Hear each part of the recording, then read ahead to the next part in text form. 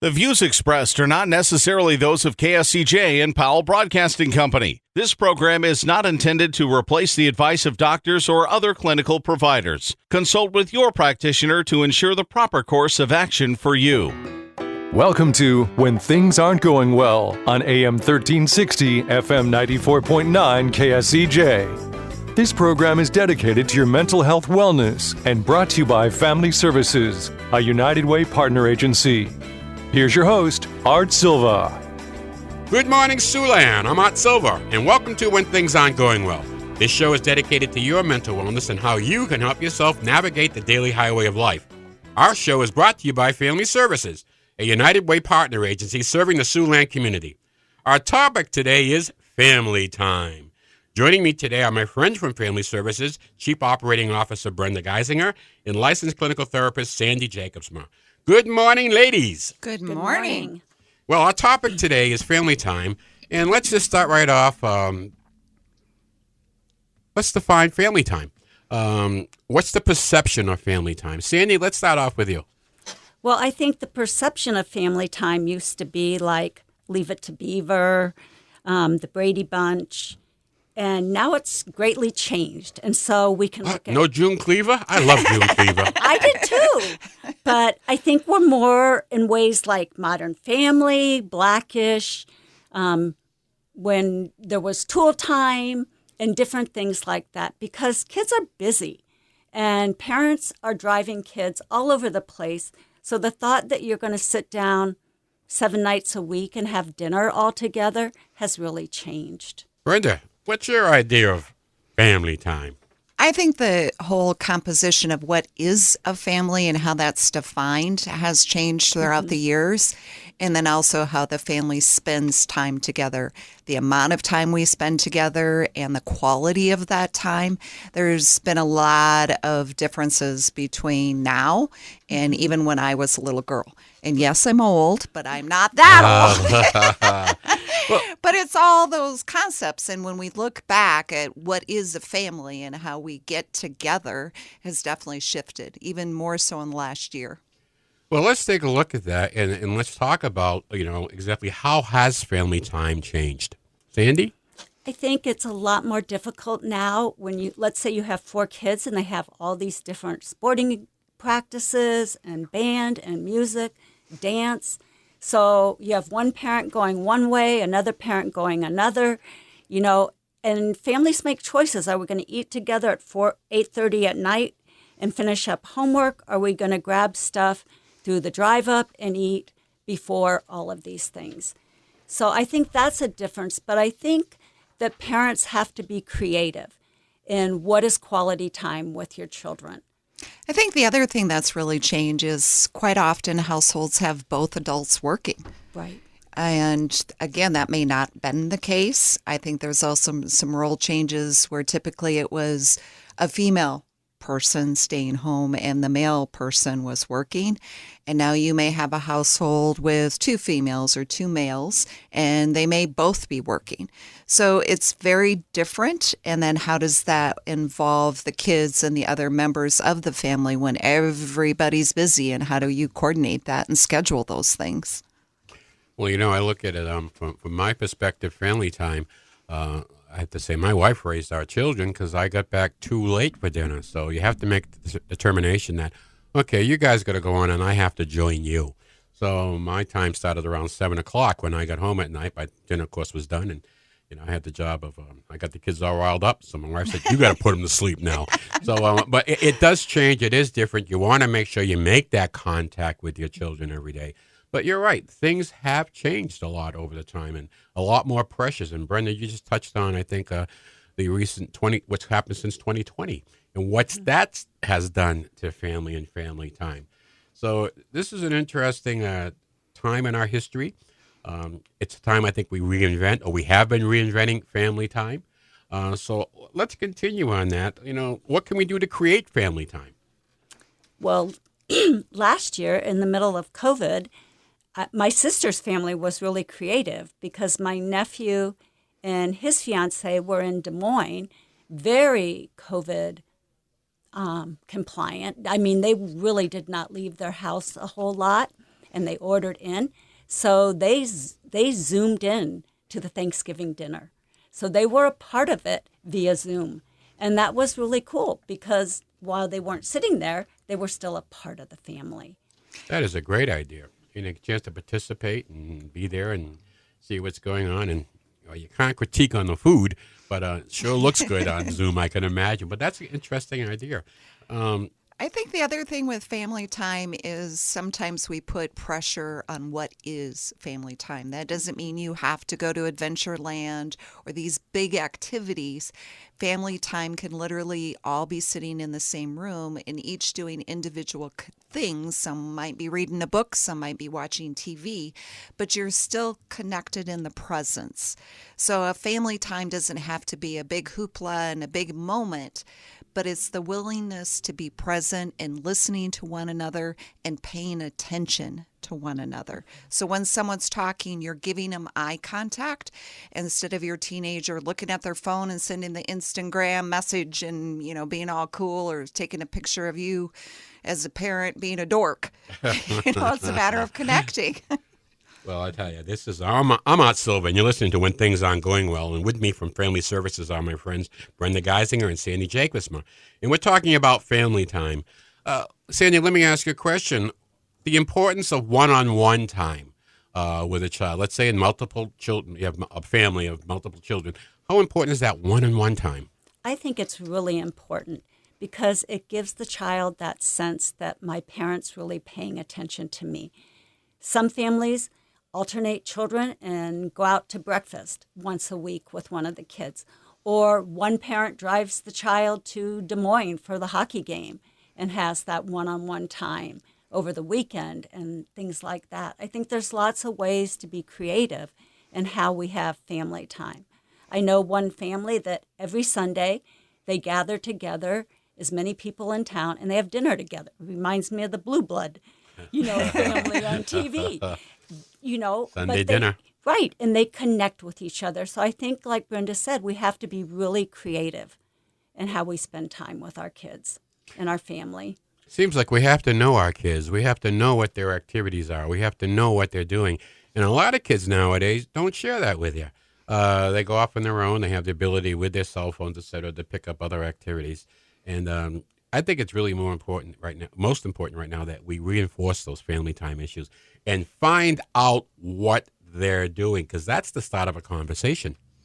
I think as a parent, when you get to know your child on a one-on-one basis, you know their interests or you know when something's off with them.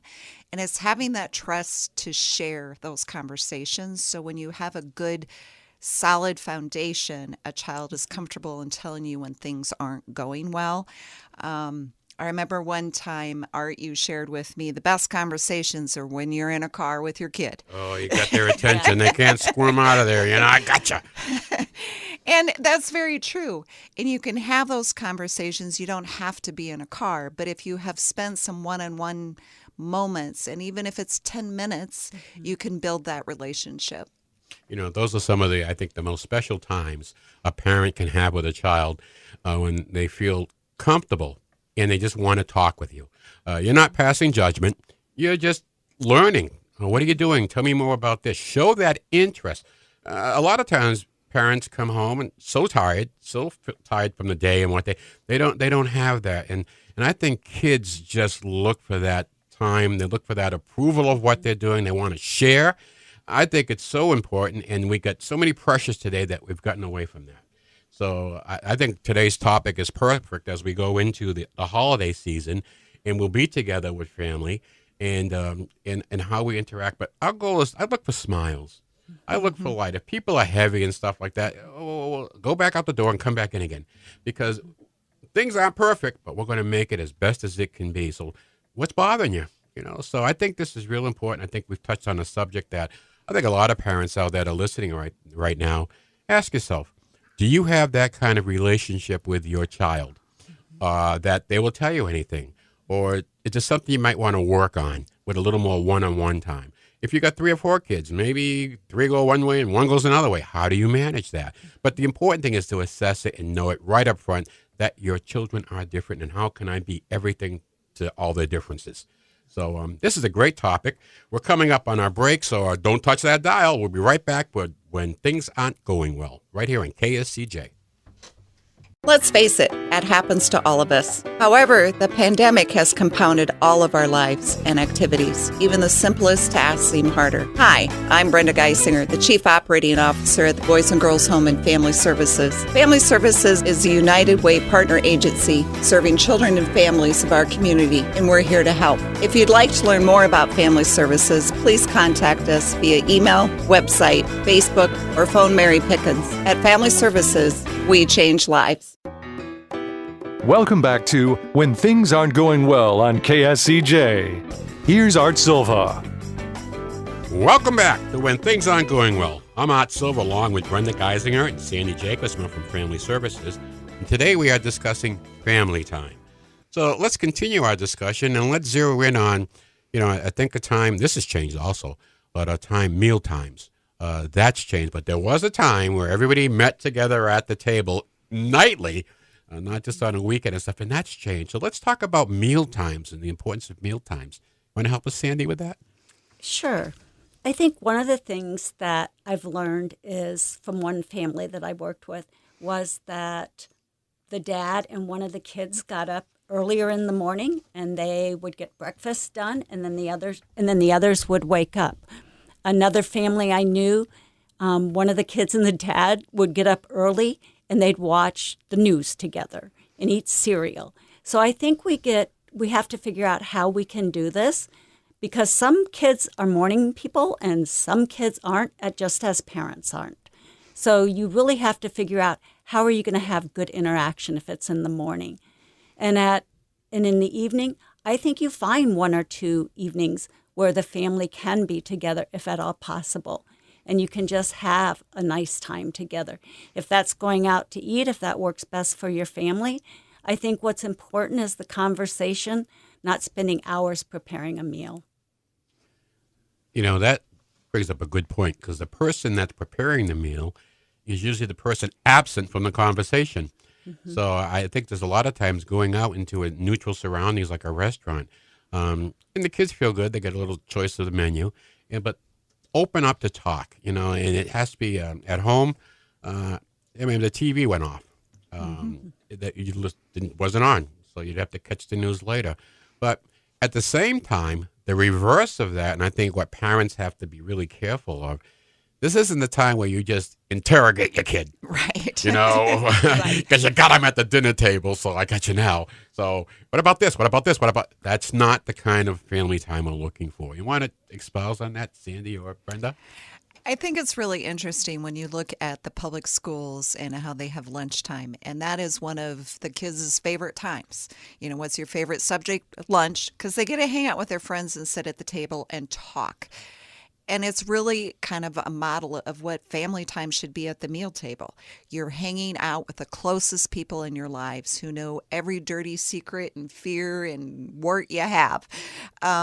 But it's a time to connect and laugh and share stories and really just be a good, strong family unit. I would tell my children, if there's anything that you can't talk to me about, then I have failed. And I think you create that. Anything can be said. It's a safe zone. It's a neutral zone.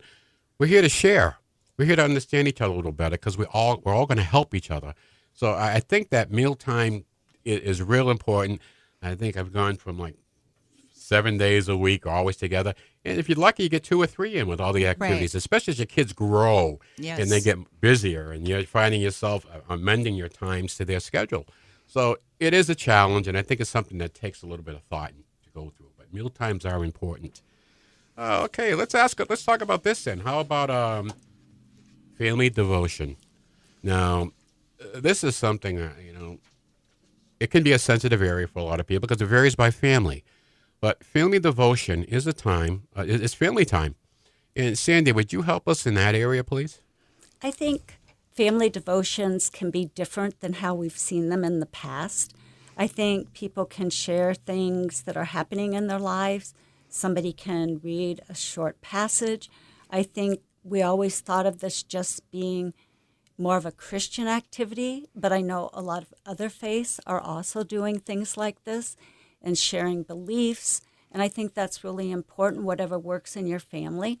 And if people aren't religious, they can still be sharing their values and morality with their children. And one of the things that I think most important that we haven't said is phones need to be turned off. Good point. I still congratulate Dave Ferris and his family for what they do at Sneakies. That's a great, great deal. Yeah. And I think that what Sandy's getting at, it's really what is the cornerstone of this family, whether it's a religious belief and where you're at and how you're going to incorporate that, or if it's a non-religious, what does your family believe in and what are your foundations? What are your goals? And how are you all working together for that common purpose and having discussions about it weekly? And if it's just 30 minutes that you're touching base, some families do it every night, and it's a beautiful thing. But it's really taking a moment, what is the center and the core of this family, and what are we all bounded together by? This is an area, devotion, spiritual devotion, that has really changed a lot. In general, people looking for alternative sources of spiritual strength. But I really think what you said, Brenda, hits it home. It starts right in the house, whatever it is. Whatever it is, Right. you. This is who we are, and what we're supposed to do, and here are our values. And the religious put in all the rules. These are the rules we live by, and the values we're supposed to subscribe to. And without that, I won't say training, but without that type of influence every day, it's easy to stray, especially with the powers you see on TV of the media and what they depict. Personally, I think we've got so desensitized to death.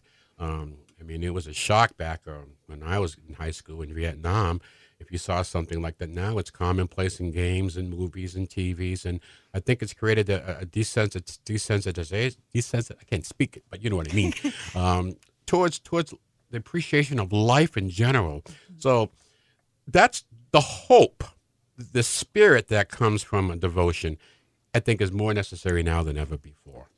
I think it also helps kids when they're not with their parents, if they're in a difficult situation of this is my family value and this is going to help me make a decision. So it's all around a good thing. It can make you bulletproof, trust me, and having that faith in yourself. When you talk about being strong, where are you strong? Mentally? Are you strong in the heart? They both go hand in hand. You got to be strong of heart and strong mentally to go through this. So you can't have enough of that in my book. Let's talk about, we've talked about routines in previous shows. Let's talk about the importance of a bedtime routine.